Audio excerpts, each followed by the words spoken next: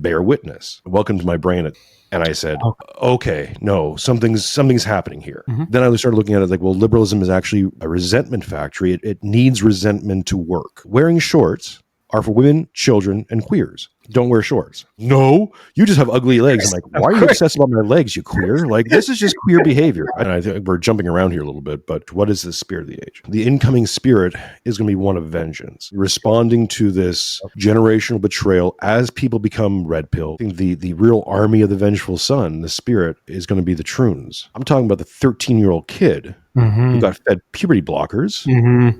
When they become 16, 17, 18 and realize that they were just some confused kid and now their organs don't work or got chopped off, what happens then? So true. You want to talk about vengeance? Yep. And resentment and anger? And so I go, okay, well, if this is the new spirit, what was the old spirit? The devouring mother.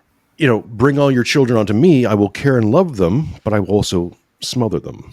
What's the spirit that was being invoked at the start of the 20th century up to 1950, 1960, I would define it as the spirit of the tyrannical father. Real change you're about to see is a Gen X head on a Gen Z body. What are we going to do with all these individuals that are going to do that? And how do we get around it? So do you have any suggestions for that? We model the prodigal son.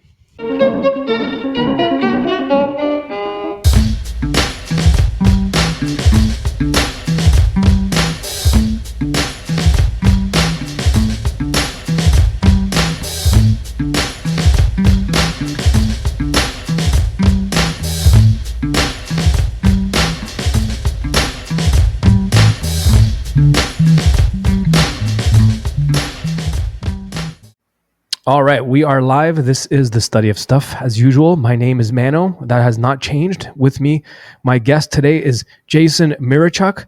Welcome to the show, brother. It's the first time you've been on. Thank you, sir. I've been looking forward to this all week.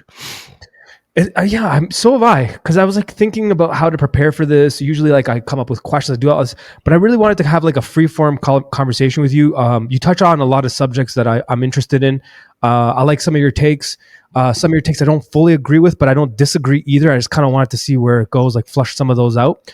But before we get into any of that stuff, we're both Canadian, obviously. Well, the audience, my audience obviously knows I'm Canadian. They most likely do with you as well, especially with the hat. Montreal represented. Yes.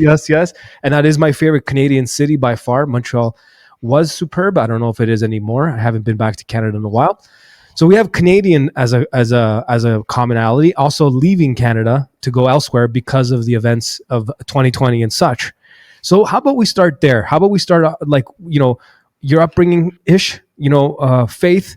Was there any, how'd you come to that point where you started to, go back to your roots, because you're cradle, if I'm not mistaken, ish, because you said you kind of Ukrainian Orthodox, that kind of thing. And your trip, moving to Australia and all that stuff. So wherever you want to go, just rock and roll, brother. So I was born in Montreal, Canada in 1977. So I'm that tail end Gen Xer, still iconoclastic kind of, curmudgeon prick. That's the best way I can describe myself. My mother and father divorced when I was 1.5 or something like that, very, very young. And I was raised primarily, I was raised by my mother's side, and I was raised heavily by my grandmother and grandfather in Montreal. So my grandfather, patriarch of the family, Ukrainian Polish, my grandmother, a little Irish Scottish, my father's French. So I'm a mixed bag, but in terms of, I look Ukrainian, I was raised, I modeled my grandfather quite a bit. So I was raised with a heavy Slavic sort of mentality, let's say, growing up.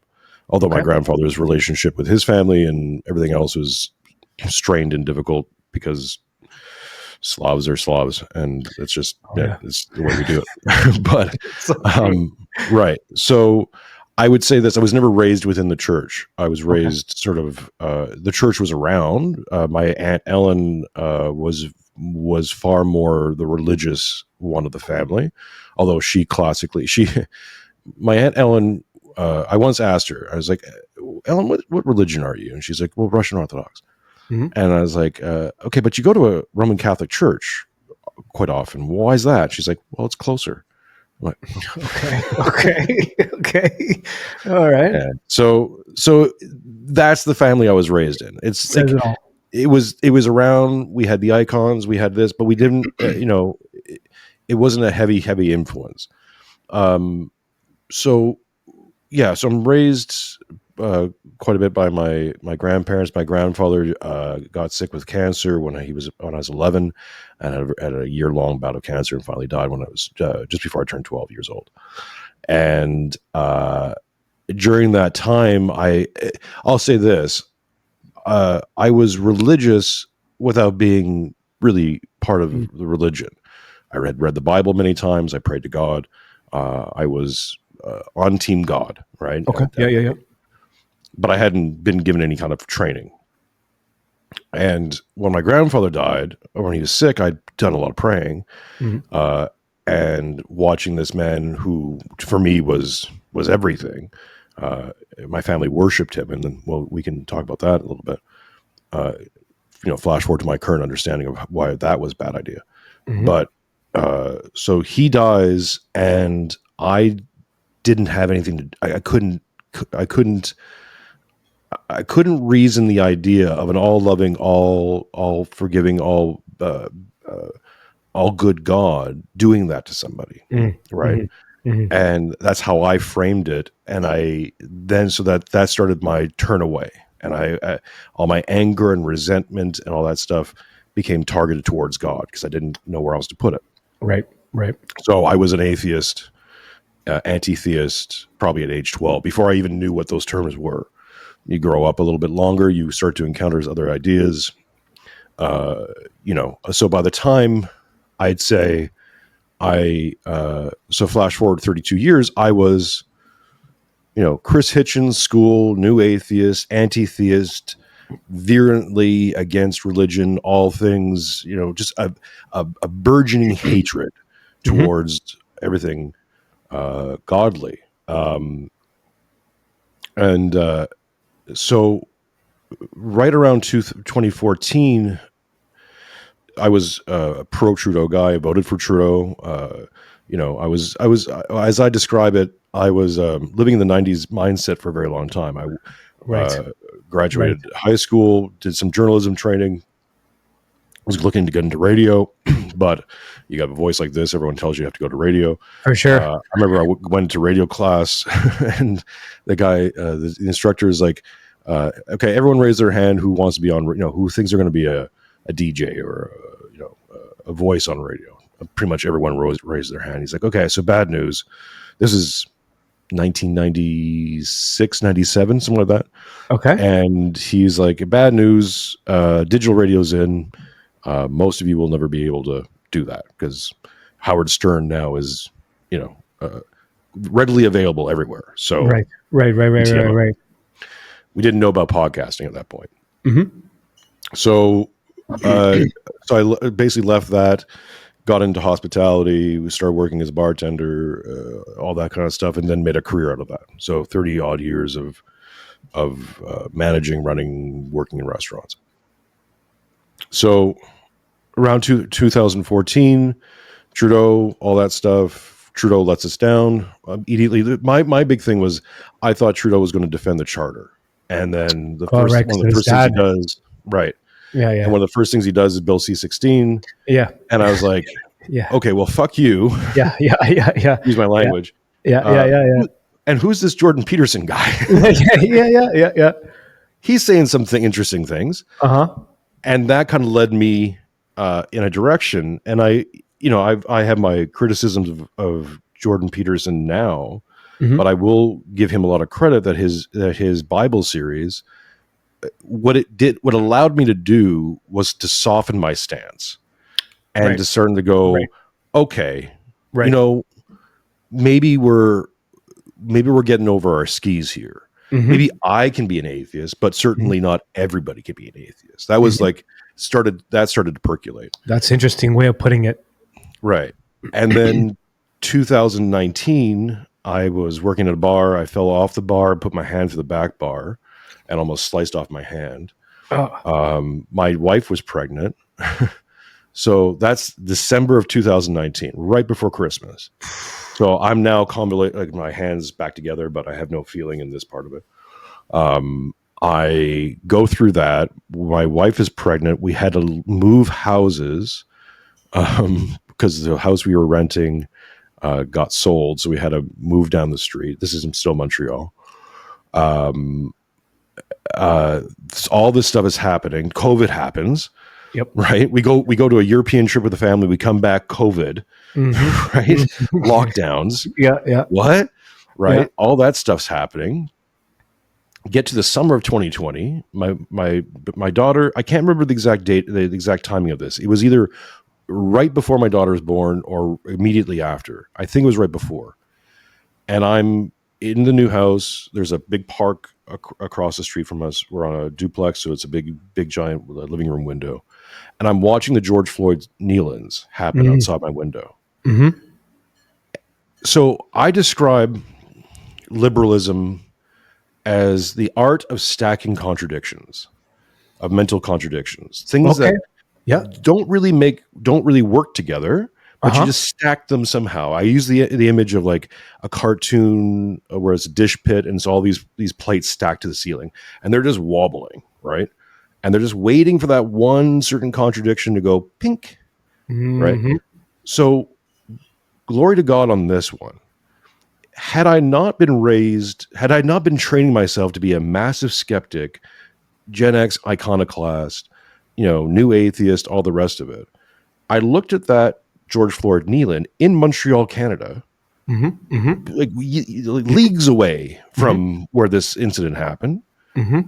I looked at it, I'm like, that's a religious ceremony. Absolutely.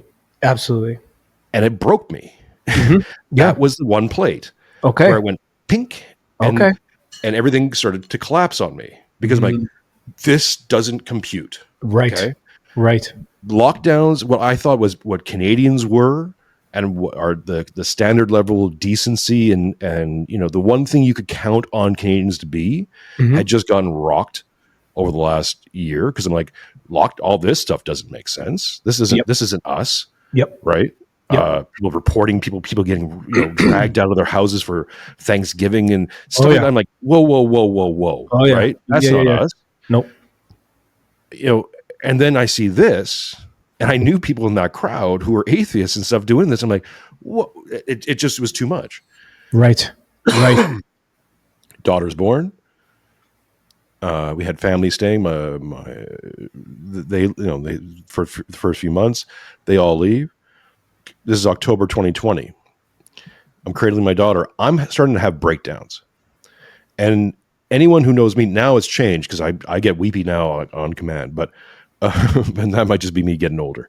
But I went through a period of a few weeks where I would play the Rainbow Connection for my newborn daughter, and I'm ugly crying. Like I'm just like heaving, right? What do you think brought that on? Just stress and stuff? No, I was having a spiritual breakdown. Okay. All right. Because I was, so I have my hands all screwed up. So my career in hospitality is questionable at best. We're going through all these different lockdowns. We're going into second lockdowns at that point. I'm seeing weird civic religious ceremonies outside my window. Like it was right. Like nothing's computing, right? Like my whole frame of reality just got screwed up. And I'm going, so I get to this point where I call out. I'm like, what do I do? Right? As a man, I don't know what to do anymore. And I had a very clear voice say in my head, bear witness. And I said, okay, I can do that. I don't know what the hell I've gotten myself into at this point. Okay. But all it says, like, I can do that. And I calmed down. And a week later, I got hit with a lifetime Mack truck of shame. And that's when I knew it was real. That's when I knew what I experienced wasn't just some voice in my head. Like, Jason's not just going crazy. Well, maybe, right? Arguably, whatever your criteria of crazy is. But, right, it was like, okay, no, something's happening here. Okay. Because that shame, and I can't describe it. It's something that you have to experience. And all my stuff, how God works with me is it's all experiential. I got to feel it.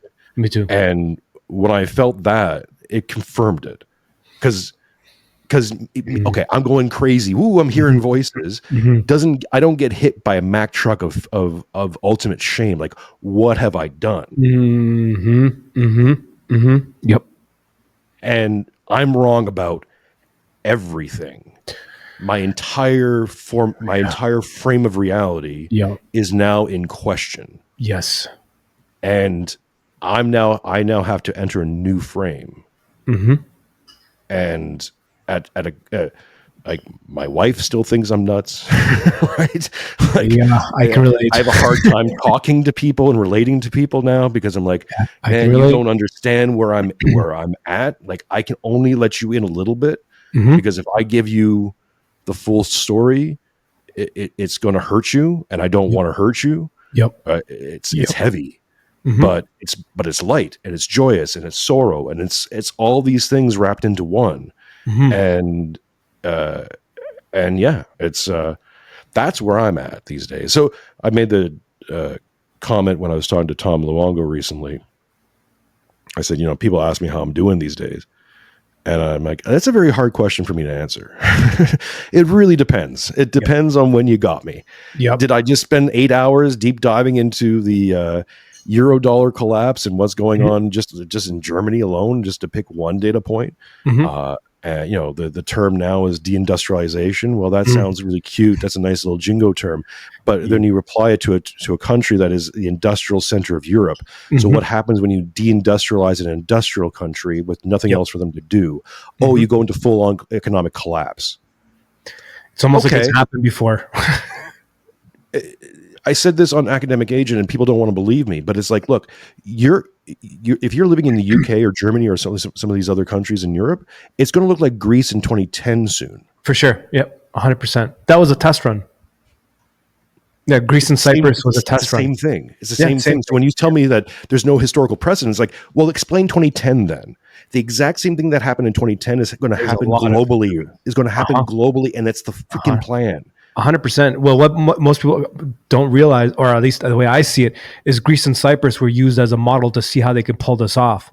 And now you can clearly, so I fully agree with what you just said there, 100%, especially Cyprus, because they got taxed after, but they did the kurima, as they call it in Greek, which is like the hair trimming. When anyone that had over 100,000 in their bank accounts, they took it. Sorry, I didn't mean to sidestep. No, I fully agree with you. That's it, right? And the thing is, at least with Greece and Cyprus, you had Germany who bailed them out. Formally. Right? Yeah. On paper, yeah. When you have multiple countries, when you have Germany, England, Italy, how many of these countries have to fall? Who's bailing them out? The IMF? Oh no, the idea was to collapse it all, default on the debt, completely level the whole playing field. This is the Great Reset, by the way. Yes, yeah, right, or the mechanism for the Great Reset. Level everything and rebuild a new global economy with UBIs and universal yada yada yadas. Right. The good news is, and I think we're jumping around here a little bit, but. Welcome to my brain. It's how the show goes. Don't worry about it. The show's made for you. We jump around a lot. Exactly. Here's the bitter white pill. Here is that plan has just got sidestepped, or is in the process of being sidestepped. I don't care what you think about Trump. I don't care what you think about Elon Musk. Whatever, right? We can put the Saturday morning cartoon logic to the side. Good, bad, evil, sure, maybe, I don't know, right? Will what they put into motion bring a new ruination of the world? Most likely, but for the time being, right? For everyone living in 2024 and 2025 and in the next few years. The plan was to collapse everything and essentially create a cattle system. We were all about to be enslaved. Yes, I agree with that. Yep. Okay. Yep. Point final. Yep. That was the plan. The reason why they're doing this immigration, this open border immigration system, is that a lot of these third world developing countries are going to get smoked. Mm-hmm. Okay, completely destroyed, economically speaking, leveled. And that's going to happen no matter what. They're on the precipice of clicking over. There's a bond market collapse that no one wants to look at because it's incredibly scary. Yep. And I understand this. Like, trust me, I spent the last 3 months deep diving into this stuff. Mm-hmm. I don't sleep well at night. Like it can get only by the grace of God do I have any faith for humanity, right? If I didn't have that, I would be crushed by this.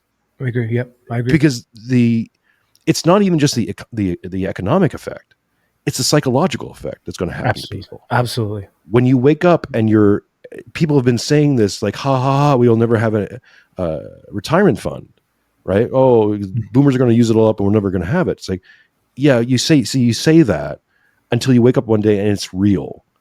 Yep. And now your cops and your everyone who you depend on to, like, make the things go are looking at going, well, I don't have any reason to be here. Mm-hmm. What happens when all your engineers just quit? Yep. Well, we know what happens. It's Boeing. Mm-hmm. Yeah, falling out of the sky with planes. Yeah. Right? Yep. Well, how are you going to entice these people back in? You can't. There's no money. Like, what? Totally. By the good graces? Like, some people might, yeah. But by and large, a lot of people are going to, like, screw it. Right? Let's do a bank run. Yep, totally. So this is what we have to. The work I'm doing is right now with Tales of the Shadow Empire and a few other things. Is I'm trying to prepare people. Like, the more prepared you are, one of the taglines I use is that, what if in 2019 you knew exactly what was going to happen in 2020? Couldn't change anything. You're not going to make any profit off it, just whatever. But you knew what was going to happen. How much time and energy would you have saved, emotionally, whatever, scrambling around, going, what is happening, when you know what's happening? Yeah. Right. And look for ways to protect your family and even just protect your own mental sovereignty at that point. Absolutely. You're not being led by the nose. Because that's the next thing I'm going to try to do. I look at all these moves now, the censorship moves and stuff, and it's like, it's all cute and it's all fun and games and it's cute, but it's part of the old plan. And that old plan is being subverted now by Donald Trump, Jamie Dimon. We just got confirmation. There's a report out I saw this morning of Jamie Dimon that was in communication with Team Trump for months leading up to the election. Jamie Dimon is the CEO and chairman of not Goldman Sachs, of Chase, and he's one of the most powerful financial guys in the world. Yep. So and we've been detailing this in my talks with Stormy Waters and my talks with Tom Luongo and all this stuff. We've been detailing this for months, and everything we've been saying is being proven out in bits and parcels, but it's like undeniable now. So if we're right about all these other things, trust me, we're right about the other things too, right? Like, it's just a matter of time. Okay. But the good news is, I think there's a plan B that's being formulated that will, at least for the Americans, be a saving grace, and then the rest of the world will have to get up to speed on that. I haven't done enough digging into what MicroStrategy and all that stuff, all those guys are doing. That's you should talk to Matt Erickson. He's been deep diving that. I'm going to spend more time with it next week, but as of right now, I'm sketchy at best on the details. I don't know Bitcoin. That's not my thing, but I'm world economic geoeconomic policies wasn't my thing up until a few months ago either. So, like, I'm slow. I'm late to the party, but I'm a fast learner. So we're going to start downloading that stuff into my brain and see what happens there. But anyways, which aspects of Bitcoin and stuff are you going to be getting into? Like I said, Matt's been sending me stuff for the last week or so. I've just been busy with other stuff. I haven't had time to sit with it. But he's lighting off flares. saying, you got to look at this, look at this, look at this, look at this. And I'm like, yeah, I'm going to get to it. I'm going to get to it next week. I just needed to clear up my schedule. Because a lot of this, like I talk about, it's like having bandwidth, you know. I know, totally. And also, there's so much there. Like they have to unpack and get and to dig, and then it gets pretty overwhelming because all these things are connected. So it's not like one subject; it's like many subjects to kind of complete the whole map, right? So it gets pretty confusing. On all some of the things you were saying there, do you think that they bypassed the plan, or do you think they might have rebranded the plan? You think they bypassed it? Bypassed it. Okay. If you look back on our chapter 2, Talk with Storming, which is out there, the Shadow System, there's one part, and go check out the Data Cinema version that my producer Lex Blanca has put together. It's brilliant. But there's one segment where there was a meeting at the Jackson Hole Economic Symposium. They have these things quite often. It's like Aspen or Davos, and they have all these little weird group meetings. And there was a we don't know what happened in that meeting itself, but we can speculate. There was a meeting basically between BlackRock CEO Larry Fink and Jamie Dimon, along with Janet Yellen, maybe a few others. And we believe at that point the plan was more or less presented to Jamie, right? Like, this is what we're going to do and how we're going to do it. And Jamie was like, no. Because, to give you an idea, CBDCs, and this is a Tom Luongo point, CBDC systems, central bank digital currencies, was basically going to get rid of or destroy commercial banking. Yes. Now, commercial banking, you might think of that as like your TD down the street, but it's also these big guys. That's Jamie Dimon, right? Yep. That's Goldman Sachs. That's Chase. That's everyone else, right? So basically, Jamie Dimon, the way you can understand it, he's the CEO and chairman. All his money, so his bank that he runs, that's his baby. That's his fortress. That's his kingdom. And their plan was going to destroy his kingdom. And that's why he said, no, we're not doing that. And got together with, and this was part of my prediction months before Trump was elected, that Trump's being installed. He's being installed by some very, very powerful moneyed interests. Not to mention, so there's Jamie Dimon. The big aha moment for me was the Carlyle Group's involvement. The Carlyle Group is this private equity group who owns lots of different things. Dunkin' Donuts is owned by the Carlyle Group, funny enough, but they came into existence at the end of the Cold War during the Reagan administration, when Reagan put this together a government institution called SDI, that was Star Wars, right? And Carlyle Group came in and bought up all these weapons manufacturers, companies that were going to go out of business because the Cold War was over, and they specialized in missiles. And that's the Carlyle Group's, like, that's their big thing. And so when you heard Trump say, I want to build an Iron Dome across America, built in America, that's Carlyle Group. When Kamala Harris did her loser speech, at the very end of it, she quotes, she has a very interesting quote. People can go look that up.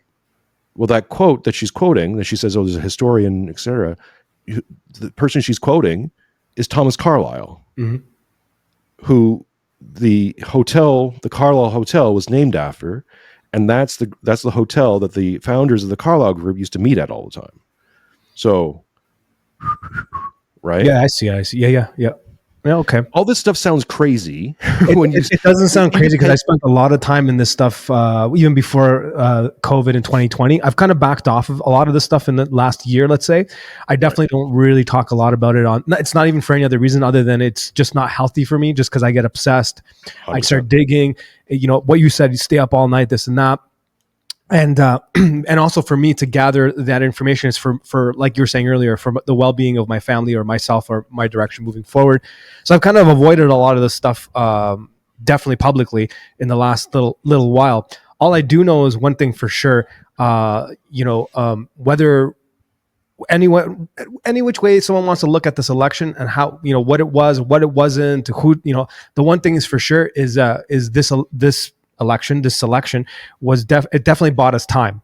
It definitely bought us time. It slowed things down for sure. And it gives us an opportunity to do something with that time. And while you have this time, if you're not putting things together, if you're not building something, if you're not creating something for the future, you're going to be in trouble. That's the one thing I know for sure, despite who you voted for, or you didn't vote for, or any of that stuff. That's for sure for me. And I'm grateful for that time that it bought us.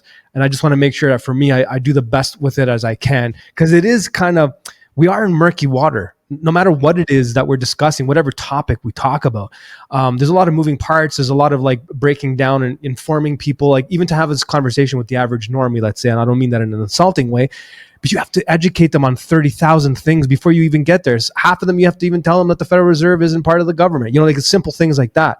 So it complicates things. And to the points that you're making, I definitely agree that this buys us time. And I think that we definitely need to do something with that time. So I'm super grateful for all of that stuff. Hey man, ears to hear, eyes to see, right? Right. Right. And yes, people who are aware have to. One of my big frustrations on X, I was kind of aligned with the dissident right, online dissident right, for basically because it's this is the only group that I'm finding who's has new ideas and new interesting ideas, and B is taking on some of the things that I know I need to take on. Okay. But in over the last few years of doing that, part of my messaging has been extremely consistent, where I'm saying I'm going to break your frame. I want to break your frame because I want to break my own. Yep. And the frame I'm talking about is liberalism. Yep.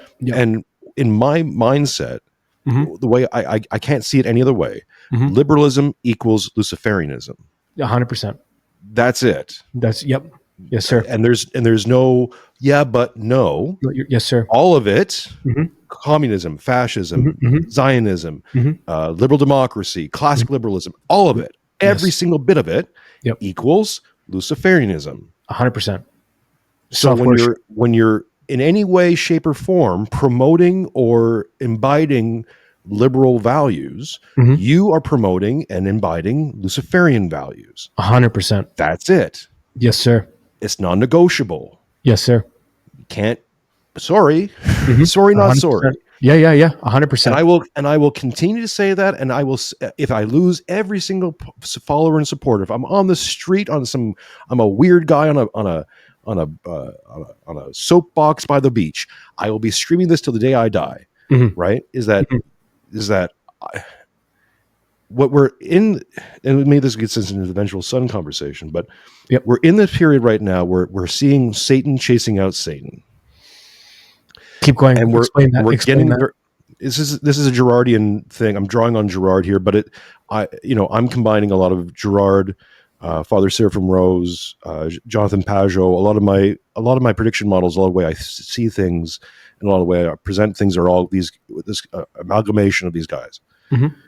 Girard in his book I See Satan Fall Like Lightning talks about this meta quality, right?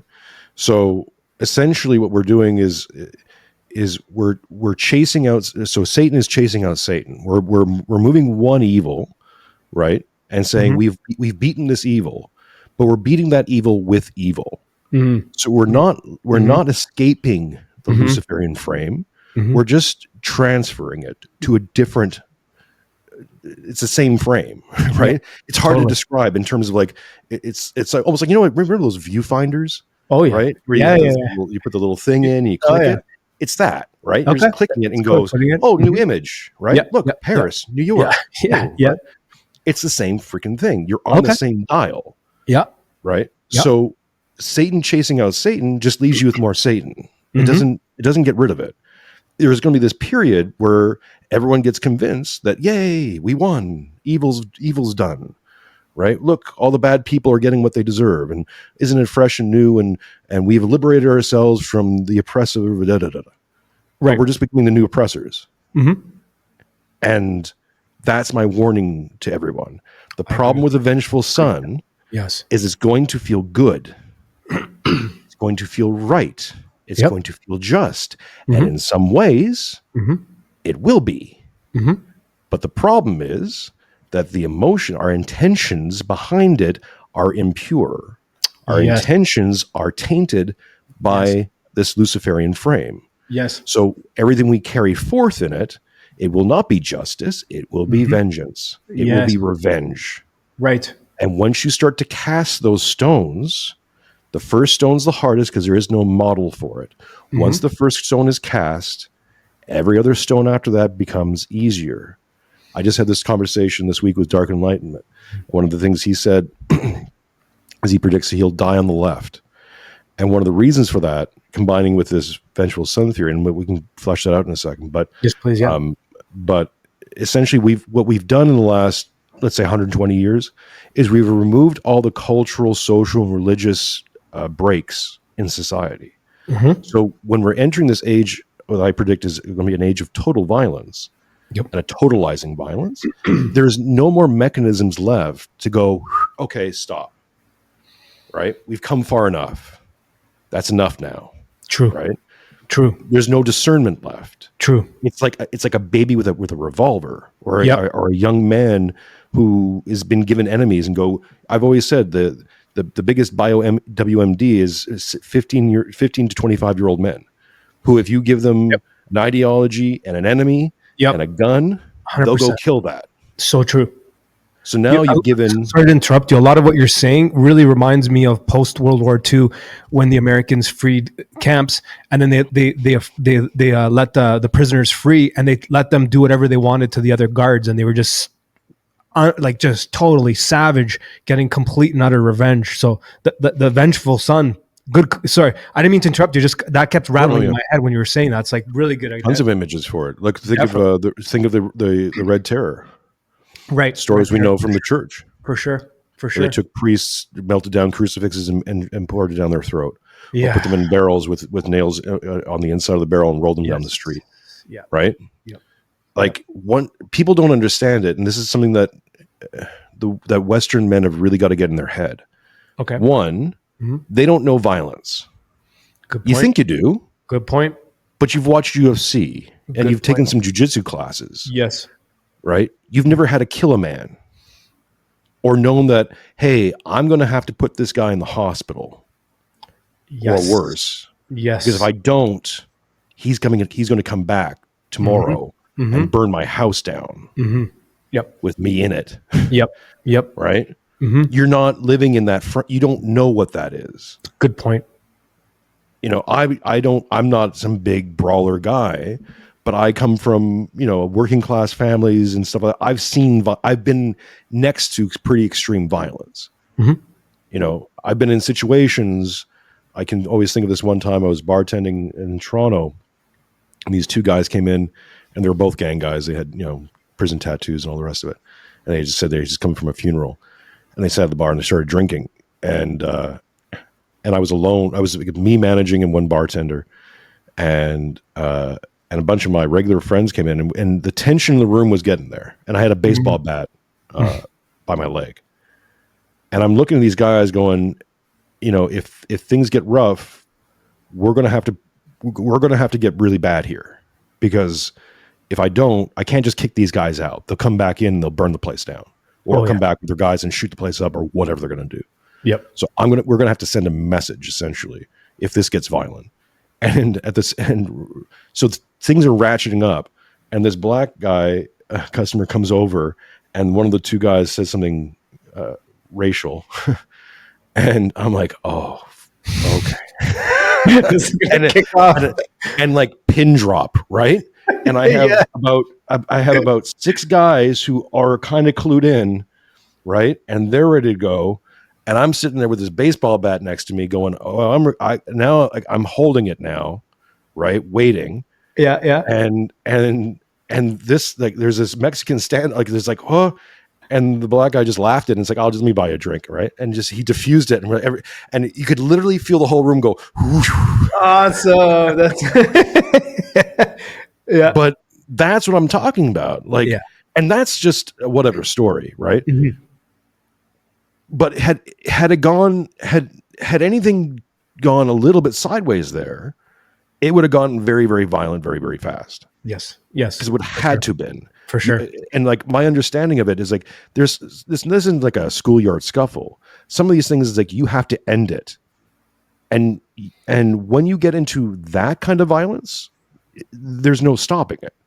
That's how you get Miramar. This is how you get like it's how you get Burma. It's how, and because the reaction to all that violence is police state. Yep. That's how you get your panopticon. That's right. That's how you get your everyone's getting tracked, and now everyone is a true threat to not just the state, but to their neighbors, and everyone's going to go, yep, track them and trace them. Yep. Right. True. That's how you get that world. True. Do you want that world? No. Okay. Don't lean into the vengeful son. You know, before we go any further, let's break this down. I like your you focus on the spirits of the age, spirit of the age. I like that a lot. It reminds me very much of the Plato would say the great year. There's the 4 different phases of the great year: the human, the hero, the demigod, and God, male and female, and they separates the 2 eras and all that stuff. But I like the examples you give. I like how you break it down. Go nuts on this one. Break this down for me. Break down the spirit of the age, how you see it, including the vengeful son, even how you got there to kind of even wrapping your mind around this, because it's quite the thing to wrap your mind around. So I was listening to Pete Carnona's talk with Paul Fahrenheit at the end of 2023, and they were having conversations about the spirit of the age. And they're making predictions or talking about what this is. And when I was listening to that, it got me thinking.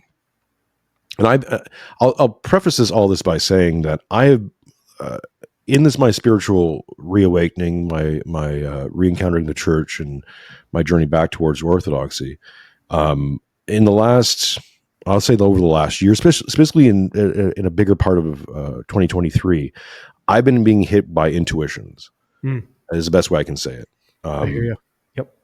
I'm picking up transmissions, right, and reformulating them.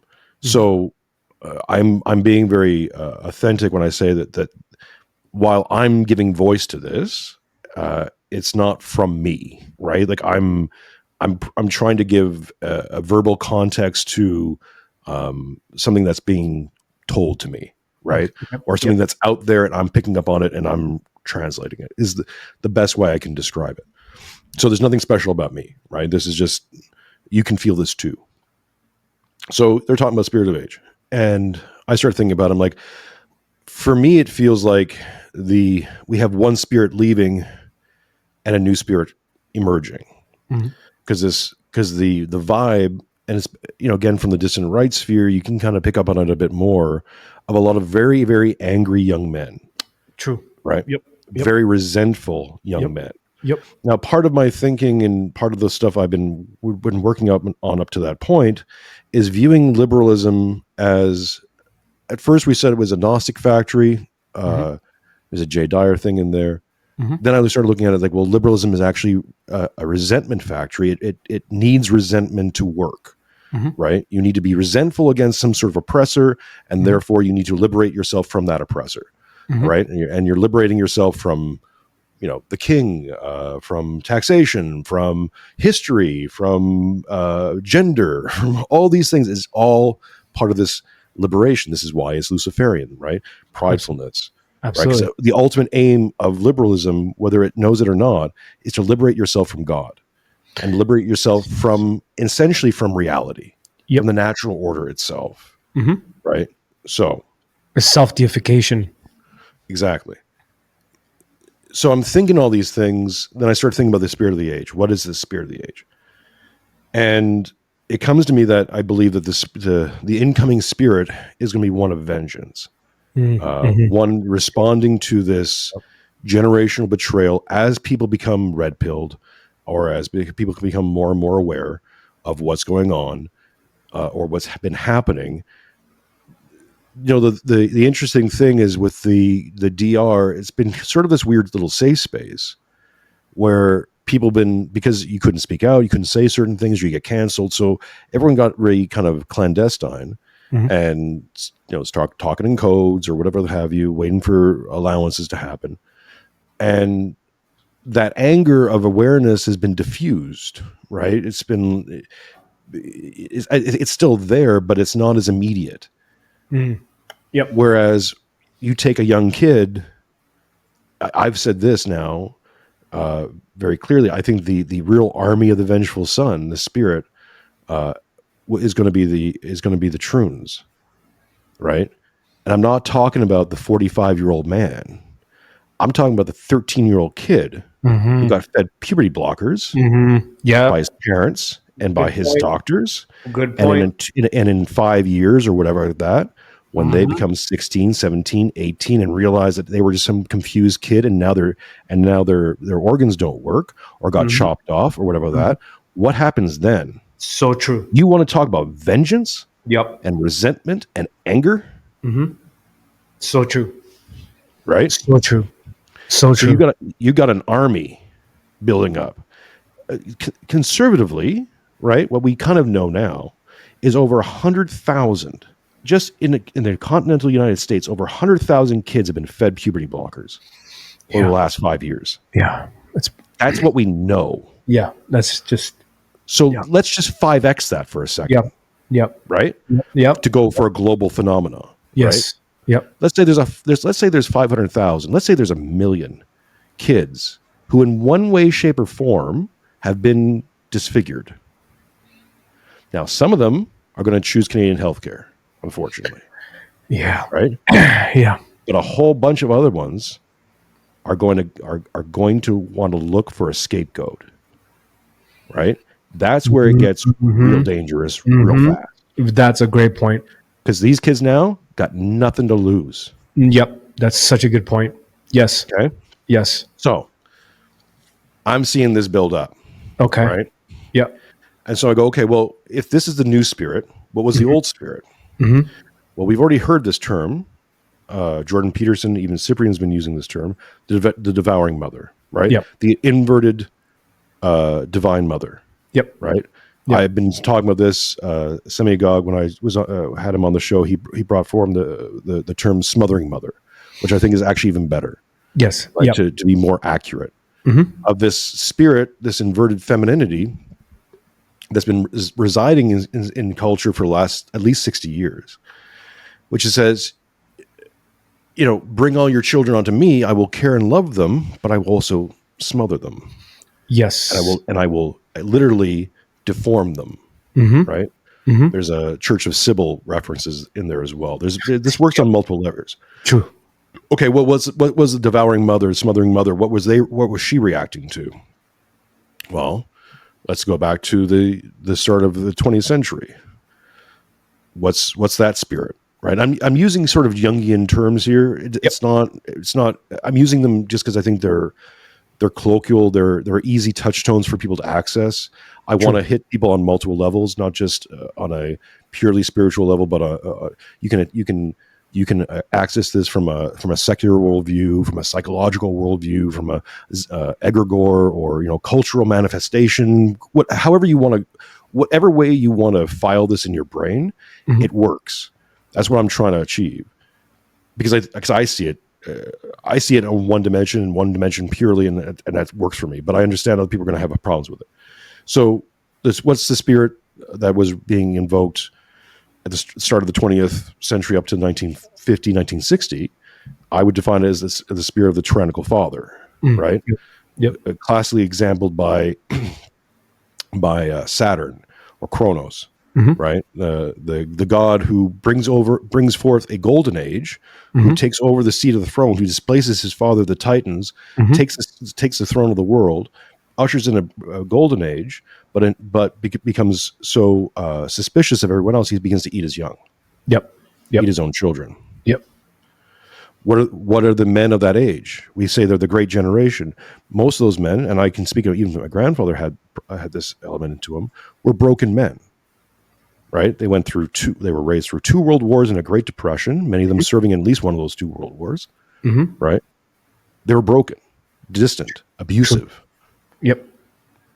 Right, that's a good point. Yep.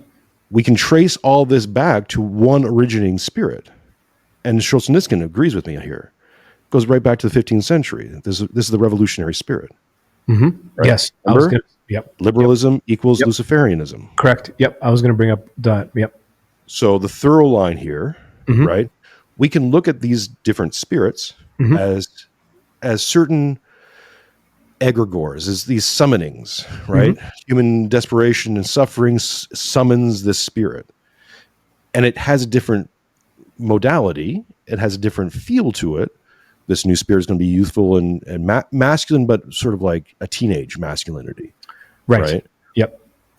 Which is new, but it's still Lucifer. It's still Satan. 100%. Yep. And this spirit that we're invoking, and we're all invoking it on some level, right? Because all of us, I'll say all of us have had a few little dark fantasies over the last few years about, I don't know, Anthony Fauci, right? Just pick a name. Yeah.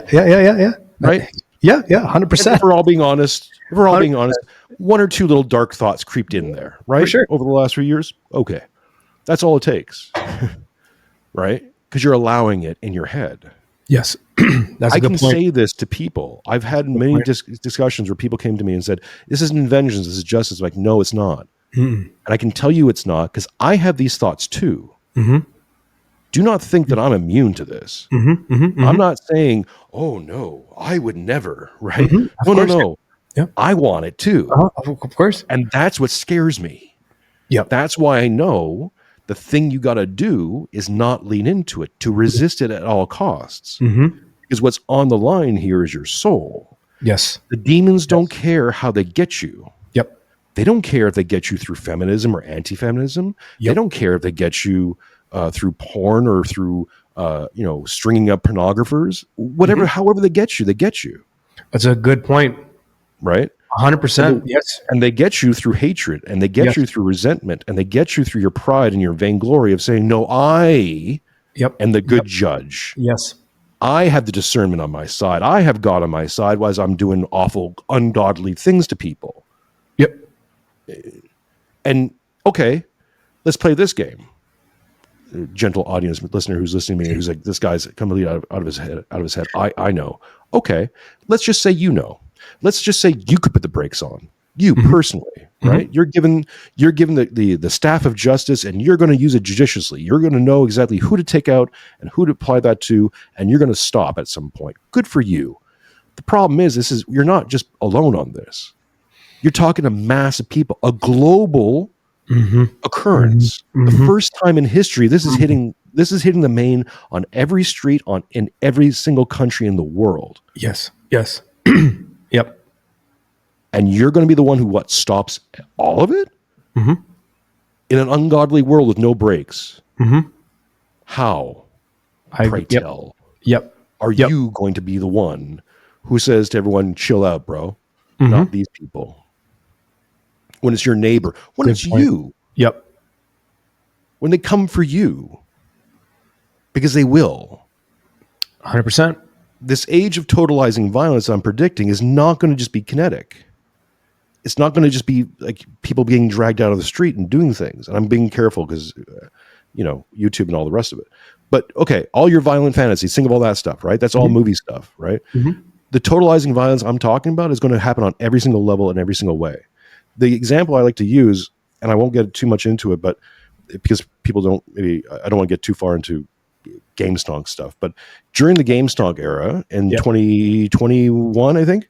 Yep, 2021. So, quick lesson: there was basically this hedge fund that was shorting GameStop, and AMC theaters.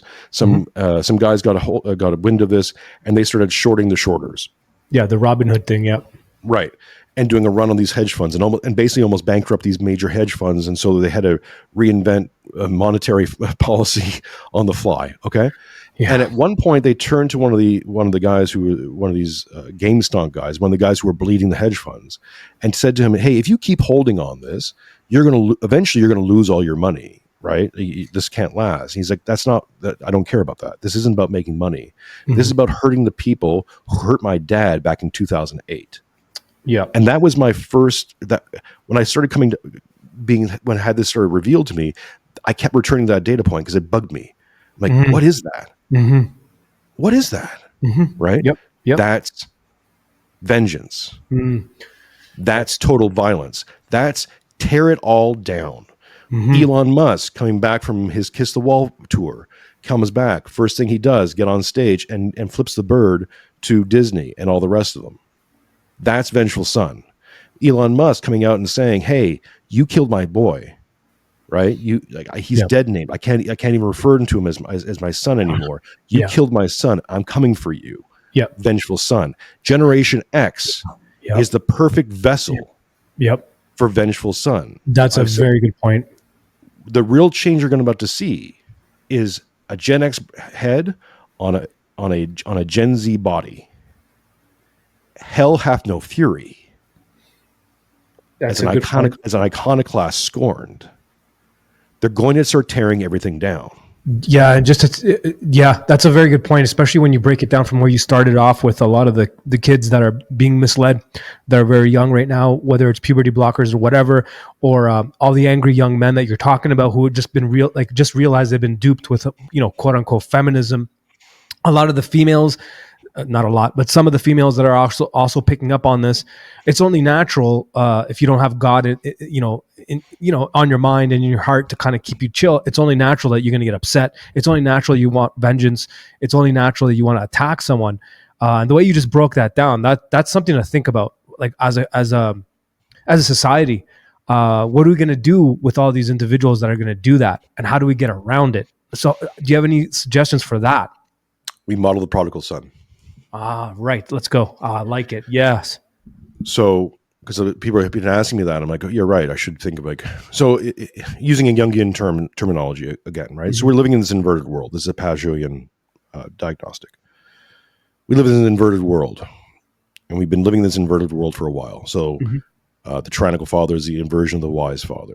The devouring or smothering mother is the inversion of the divine mother. Yep. So the vengeful son? Who's the inversion of? I would believe that he's the inversion of the prodigal son. To create this sort of archetype, egregore model. In the story that Jesus lays out, the prodigal son leaves his father's house in his pride and vainglory to strike out on his own. Meets ruin. Right, gets to the point where he's down. He's working for some other man, and he's brought so low that he's eating the food of the pigs. And he gets his ideas like, well, I should return to my father's home because at least my father takes care of his workers better, right? So he has to return to his father in humility. I'm skipping some steps in the story, but you understand. Returns to his father in humility, right? Fearing the worst. His father embraces him, right? Exalts him, right? Redeems him and brings him back to the family and says, no, my son is returned, right? And puts him back into his rightful place in the family. Now, there's a lot of ways I think you can go at that story, but the way I look at it, I don't think it's a coincidence. I think a strong signal went out, and you tell me how you feel about this. But when I started doing the show, the old show, and started talking to people online, there's this little circle that's formed, formally or informally. Myself, Buck Johnson, Matt Erickson, Adam Patrick, Tommy Salmons, and there's a few others. And we all had the same basic story. All of us walked away from the church or walked away from God, went through an atheist or agnostic phase, met ruin, right?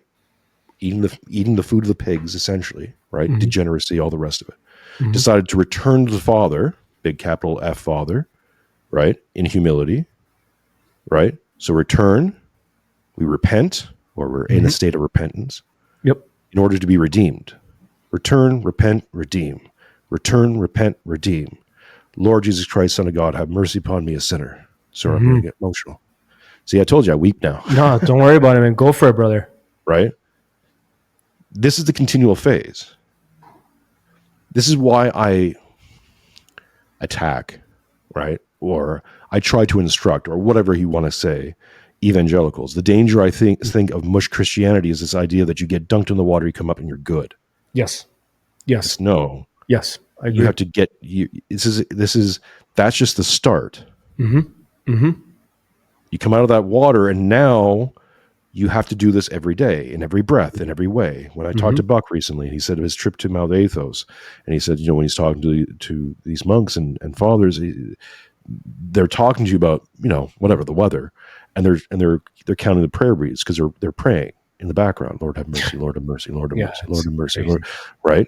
Yeah, I try doing that sometimes in conversations now, where I'm like trying to run the Jesus prayer in the back of my brain constantly, right, as I'm talking. So this again. Your intentions and your attentions have got to be unified.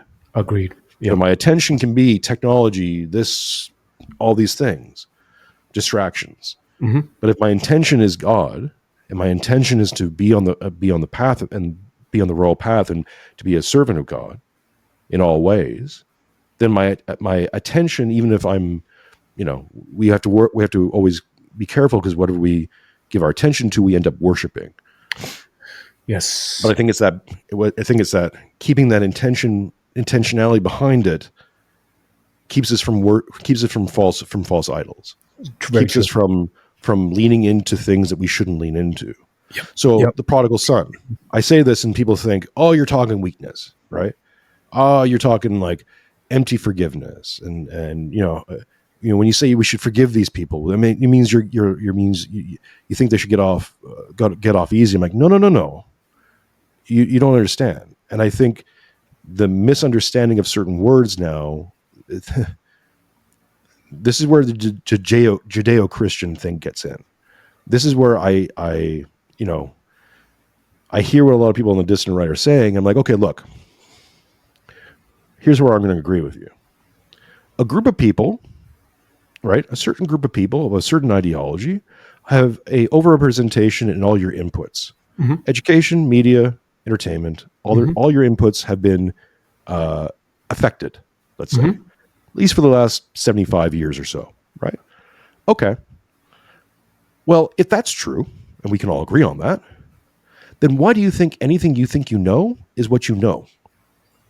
Why do you think your idea of what forgiveness is what forgiveness is, or justice? Wouldn't it make sense if some group of people who didn't want you seeking justice upon them would screw up your idea of justice?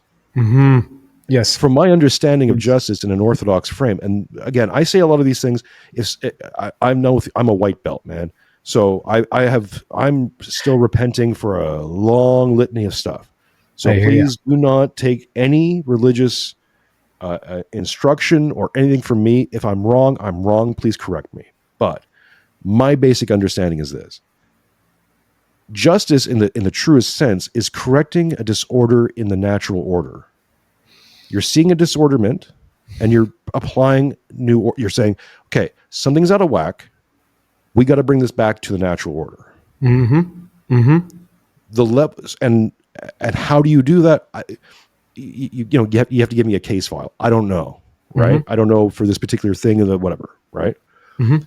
What's bringing me to this to a clear understanding of this, and I think this is maybe in this dialectical world we live in, what people maybe are struggling with, is this idea of discipline versus punishment. Yes. We discipline out of love. We punish out of not love. That's a very good point. My child, my daughter, I don't punish my daughter. She's 4 anyways, but I don't punish her. I discipline her. Why? Well, I love her. And I look at her and say, you're disordered right now. What you're doing is disordered. It's Mashugana. It's Fugazi. Like, what are you doing? Right? But she's 4. She doesn't understand. She's not listening. She's willful. She's doing all the things, right? She's very much me in a lot of ways. God bless her. It's a good thing for her too. Like mine too. My daughter too. Yeah. I said my project is to raise a well-mannered monster. Yeah. Get the monster part down. We're working on the well-mannered part. But anyway, but I discipline her because I love her and I want to bring her out of disorder. Yes.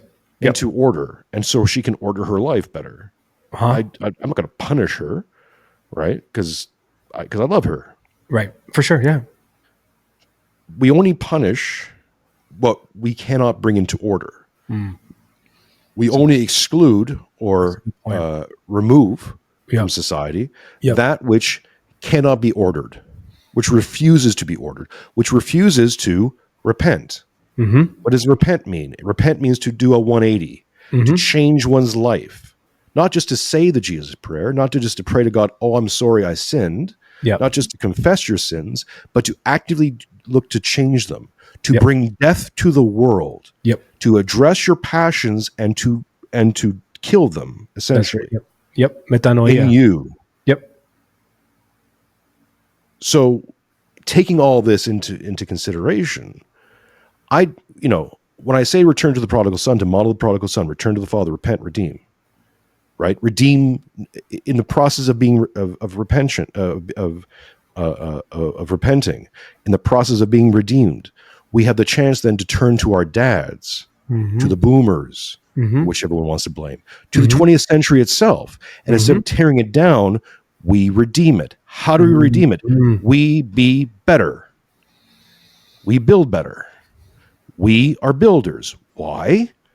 Because we're builders. Yes. It's what we do. Yes. We've lost track of that. Fully agree. We've lost track of our commandment, of our directive to bear fruit in this world. So true. So freaking bear fruit. Yeah. No, that's what are you doing? Tear it down. Sure. Okay. Tear it down. Do you have a plan to rebuild something in its place? No. That's true. Then calm down there, hotshot. Think about it for a second. 100%. Right? No, that's very true and important to. I mean, because oftentimes we, especially with where things have come to now in our current stage, everyone that's up to new ideas thinks that they know better than the old generation. So going back to the Father, like you said, being humbled to go back to the Father says a lot about the individual in terms of their repentance, because to be humbled in that degree is very difficult. And then the Father will take care of you, but like you said, it's a matter of discipline rather than a matter of punishment. So to discipline that individual is get him back on track. What's on track? Well, some of the things that used to work. Maybe we should bring some of those things back. Maybe we should build upon them and make some further corrections rather than just like reinventing all this stuff because we know better than everybody else. Brings us back to Lucifer. You know so much that you can just reinvent the wheel and come up with a better idea, but yet there's no evidence for it. And we're at a stage where I find it difficult for me to have faith in humanity, which I do. Sometimes I have a difficulty with it because I'm like, when we started off with this whole idea of feminism, Skittles rights and all that stuff back in the day, people would be like, well, we don't know what the outcome is going to be. It sounds good. It's going to be great. But now we know the outcome. Like we look around us and we see most of these ideas are BS. Most of what the teachers taught us, especially in Canada and the US and places like that, is complete horseshit. And yet it's still being propagated. It's not being corrected. And when you point to the past and you say, well, hey, you know what? We used to do this. We used to have manufacturing in our own country. We used to have the ability to have a disagreement. You know what I miss? I miss having a disagreement and absolutely adoring. I used to adore disagreeing with people and then finishing the conversation, taking something from it. They would do the same, hug the guy or whatever. There was some screaming, there's some yelling. I'm passionate. I'm a Greek guy, but you walk away without any problems. You can't even do that anymore. So I think you bring up a really good point in terms of solution and the problem. Got to bring back bigotry. And shaming. And know what? You're a dumbass. I'm going to let you know you're a dumbass. Like, you know what I'm saying? Like a good father is going to tell you, Malaka, shut up, bud. You're being an idiot. Sit down, relax. That whole thing's got to come back, man. We got to bring stuff like that back. Yeah. But again, the problem for us is that, and I mean this with all great respect and love, is that for the majority of us, I'd say, individual cases are notwithstanding, but for the majority of us, our fathers and even our grandfathers are screwed up or were screwed up. So when reading Evola and a few of these other guys, Evola talks about this disassociated man, right? Mm-hmm. This is a guy who lives outside of time, right? It's almost a special archetype he's creating. Okay. And that the disassociated man is the man who has the will to do what must be done without passion, right? He does what it must be done because it must be done for the betterment of society, culture, whatever. The difficulty of getting to that is that is that again, this relies on an immense responsibility, sense of responsibility for not just the past and the present, but the future. And the vast majority of men have no male models to choose from in their personal life or otherwise. Yep. Who's doing that? Yep. Show me these great men. Right? I started off this conversation talking about my grandfather and the problem that my family had of worshiping my grandfather. And I was in a state of mourning for 32 years in one way, shape, or form. That's unhealthy. Yeah. One of the things that I realized when my daughter was born, and this is actually something good about the lockdowns, is in the first year and a half of my daughter's life, and even going forward now, because I spend most of my time with her, but really for the first year and a half or so, I spent every single day, every single hour of those days, 24/7, with my daughter and my wife. And I realized something at some point is that I had surpassed my birth father. Right? I knew my dad, John. I he was around occasionally, a few times a year for 21 years. Then we parted ways. And honestly, I have no resentment or anger towards him. It's just like, this isn't a relationship. We don't have a relationship. There's no point in doing this. That being, and I had my grandfather, thankfully, as a surrogate for a large part of that my early life, so I wasn't like missing a father. I think if I hadn't had my grandfather's influence, things would have been much different. But so I realized at some point in that year that I had already surpassed my father. I'd spent more time with my daughter than he had ever spent with me. And then with my grandfather, well, I only knew my grandfather for 11 years. That's not a very long time, really, when you think of it. And the mammoth impact and the outsized impact, importance I was giving to him, that by that point, I had lived more years of my life without him than I had with him. And I'm still worshiping this man and still judging myself against him and realizing that, yes, what a wonderful man. And I say nothing bad about him and his memory, but he's not perfect. He's a man. Of course, yeah. And again, I have redeemed him in some ways, right? Maybe that's a clunky term, but the way I'm seeing it is I redeemed these men in my life because without them I wouldn't exist, and without me my daughter wouldn't exist. So my quest to be a good father, not a better father, but a good father, right? In all the ways that entails. To make the sacrifices, to do the things that must be done, and fail and have her, see all that and be part of that, right? Rise and fall, all of it. To me, is being a good father. I agree. And if I'm a good father, then I redeem my dad's. That's a good point. And in some ways, if I can be let's say a positive voice or be of use for this new century, if when we finally start living in the 21st century, won't that be nice? I hope that I'm whatever little tiny part I play in this. And again, I'm not egotistic. I'm not here to be famous. I have no interest, but I do know my words are getting out there, and they are changing things a little bit. And if I can be a positive change into the 21st century, into her generation, all the rest of it, then I will have, in my own way, redeemed the 20th century. Because it had to happen to get us to here. Right? I like that. And it gives us opportunities. I like that. That's also a good solution point, too. I mean, it's also solutions. It's not solutions. It's how you live with it. Right. I'm saying for the future, to fix things, to repair things, is make yourself a better person, and ultimately, and just try to be a good father, like you said. Well, yeah, of course that was. But keep in mind too, like the thing you want to fix in most cases is okay. You have this Luciferian system, right? Satan's chasing out Satan, right? So we want to fix things. Well, what do you want to fix? Oh, do you want to fix the old Luciferian system and make it just a better Luciferian system? I'm saying bring people back to family, back to God, back to community, back to those things where like It wasn't that long. I remember it clearly, where like you knew your neighbor, you hung out with your neighbor, you went there. I know these sound like cliche things to some people, but I lived it. I lived it in a big city like Toronto. It wasn't like I lived in a small little village or a town. I knew my neighbors. I would go there. There was times where, like, someone's not home, you could just go to your neighbor's house and just hang out there. Open the door to your buddy's house, run inside and be like, yo, let's go play. Those kinds of things. I'm saying like that's community, family, and God first and foremost, of course. And going back to the Jesus prayer and keeping your intentions correct. If you are messing up, if you are being a dumbass like we all are and a complete sinner, if you constantly keep your mind on the Jesus prayer, I know that for sure, it does eventually bring you back to getting back on track. Also, I find that whatever stupid thing I am doing, it's got less of an appeal to it now that I practice the Jesus prayer. It's less fun, and so it's less likely that I'll go back to these stupid things that are the passions, that it's an inversion of the virtues.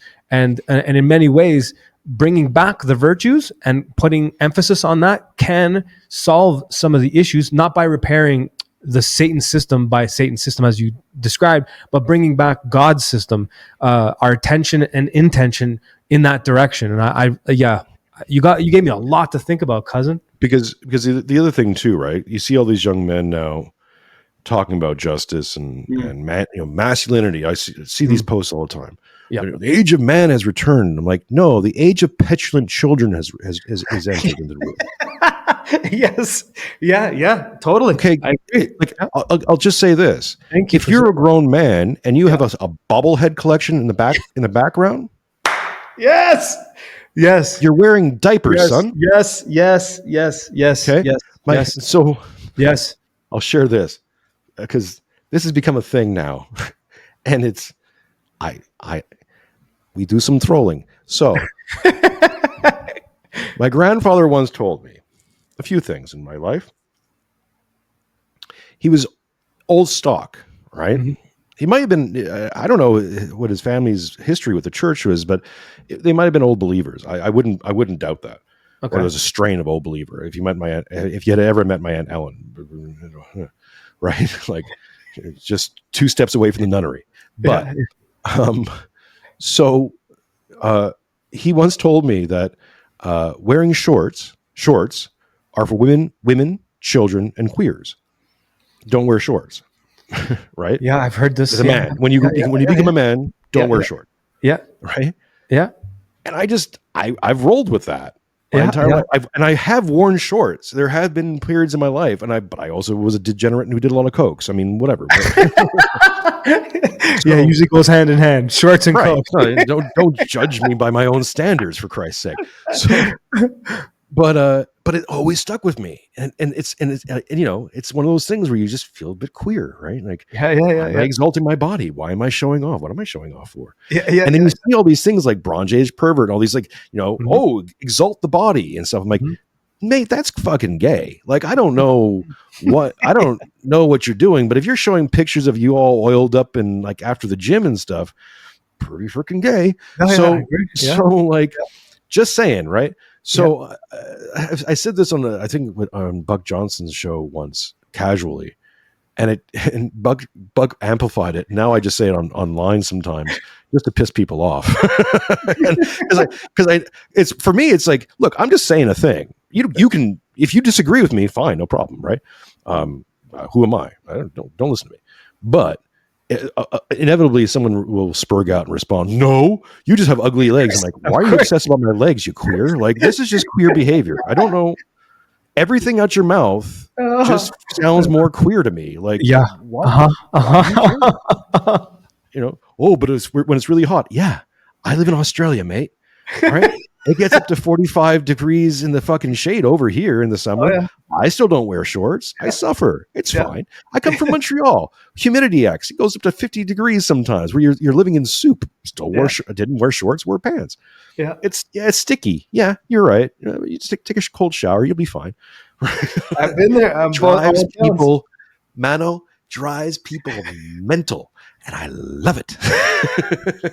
I think we need to do this with people. I think we do need to push those buttons, regardless of what it is. I was saying it earlier too. I think that we got to bring, like, We got to get people back to the point where you can say something like that and people aren't going to get freaked out. Like debate Jason, go for it. Argue with Jason, go for it. But to get all pissy about it, come on, dude. Like, you're proving the guy's point. That's gay. because look, I said this to Buck Johnson and Matt Erickson. Matt Erickson, who I love like a brother, he's a poor little boy made out of hair. He needs all the ventilation he can get. So I get it, right? And I've said this to him while he's like wearing shorts and flip flops and stuff. Like, sounds pretty queer to me, man. But hey, you do you. And they get it, and they just laugh about it. And because it's like, totally, whatever. Like, next time I put on shorts, I'm gonna think of you. I'm gonna be like, right. And it's see, and that's the whole thing, right? little mimetic. You're gonna feel a bit weird about it, right? Absolutely, you're like, absolutely. Is that a bit queer? It's kind of absolutely. Queer. I'll take a picture and send it to you. That'll make it even more queer. Right. Because you can't tell me it's about ventilation. Oh, well, it's cooler. Like, there's tons of sports pants you can be wearing, man. Like, you don't have to be wearing I'm not telling you to wear wool. I'm not telling you to go wear a parka in the middle of summer. I'm just saying, just wear pants. Wear pants and a long sleeve shirt. What's hard with that? Like, this is gonna make the highlight reel. The gay shorts is gonna make the highlight reel for sure.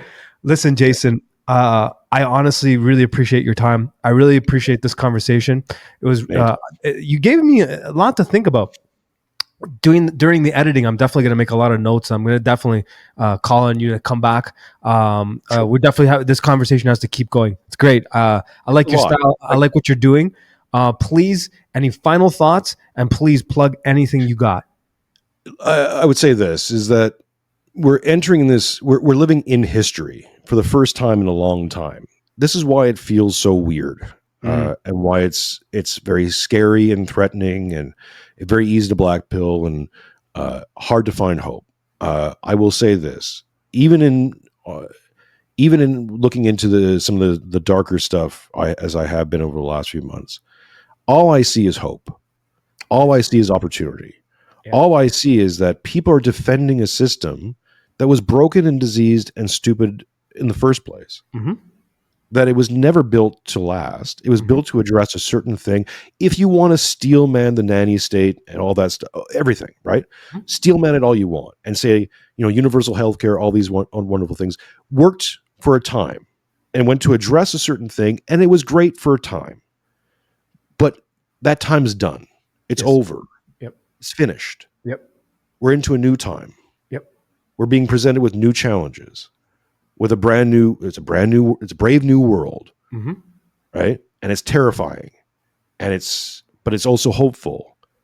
I don't believe we are living through the eschaton. I don't believe we're good enough yet to deserve the Antichrist, right? That's going to come. Don't worry, you'll get your eschaton, just not in your own lifetime. You little prideful person. Yeah, right. And look, I have deep respect for both Father Turbo and for Father Seraphim Rose. I prayed to them constantly. I had always really wanted to have Saint Seraphim of Sarov as my patron saint, because I love his idea, and I love the idea of having a tender heart. But I was born on July 20th. I was born on Saint Elijah's Day. Yep. I bring a lot of Saint Elijah energy to the room. I see that. Yep. Where I'll wear a camel hair. Yep. Shorts, right? Yeah. And I will bring a sword of fire. Yeah. Yep. If I have to. Right? So the idea here is don't lean into it. They want you off. They want your soul. If you're going to declare a holy war and a spiritual war, which we're in, and we've always been in, and we always will be in. Agreed. Long past our time here on earth. But to wage that spiritual war, you have to understand that the battleground is your soul. And anything that comes for your soul has to be fought over. Yes. You don't give them, you don't cede that ground. You don't give the enemy what it wants. Yes. Why? Because it's the enemy. Screw them. I'm not going to do what you want me to do, or say what you want me to say, or be the way you want me to be. Here's your Gen X iconoclast. Screw you. No. Yep. Not doing it. Yep. So, what do you do? Well, we're working on that. Come join us over in Mironchuck now, on all the places, on all the things. X, YouTube, Spotify, iTunes, etc., etc., etc. I have a series called Tales of the Shadow Empire, where we detail a lot of the economic side so far. It's been concentrated mostly on economics and geopolitics. 3 parts with Stormy Waters, 1 part now with Tom Luongo. I've just had another talk with Charles Spadil that will probably be added to that package soon. More talks with Tom Luongo hopefully happening as well. So this is going to be adding on to this entire series. It's detailing the Shadow Empire itself, is looking into this inversion that's been going on for a while. So talking about City of London, talking about these financial systems that were set up that we were told this is how it works, and it's not really how it works.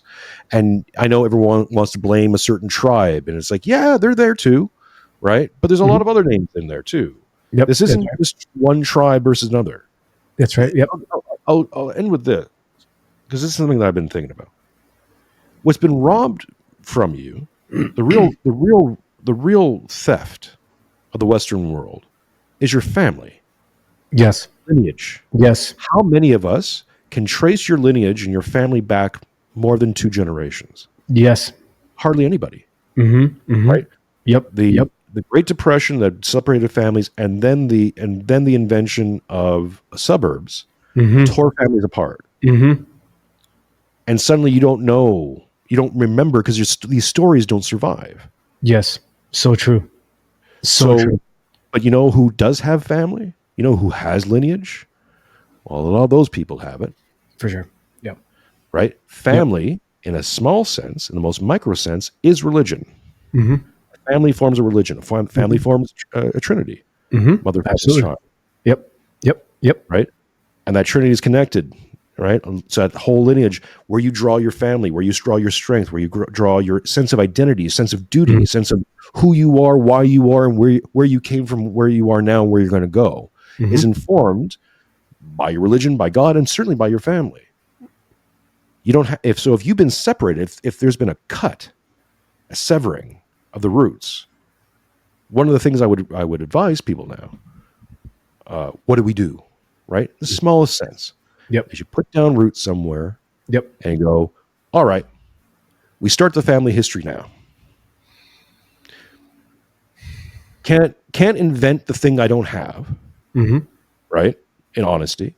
So go back to whatever point you can and go, okay, we start it now. And from now on, I'm going to implant in my children's mind, you go out, you have kids, right? And here's your story. I'm going to give you your story. There's your true inheritance, because it will guide and protect you in ways that money and land and all these other things can't. Yep. If I can give you that, you're off to the races, kid. You're miles ahead. You have the thing that only certain elites have, and that they want to take from you. That's a good point. Constantly. That's a good point. So F them. We ain't playing that game no more. I like that. And you can do that. Lockdowns, whatever, the social media thing, whatever they end up doing. Cool. Yeah, cool, man. Right? I don't see Satan chasing out Satan. I don't want to see that. I want to see Satan fall like lightning. Satan's kingdom must come down. It won't happen in my lifetime, and it won't be happening because of my hands. But I'm going to take a few bricks with me. I ain't going out easy. So, come join Mironchuck now. And that's a great, joyful things we do. No, that's a definite message of hope at the end there, for sure. 100%. I fully agree. Family is key. God and family. Brother, thanks again for coming on. We'll definitely catch you soon, brother. Adios. Absolutely.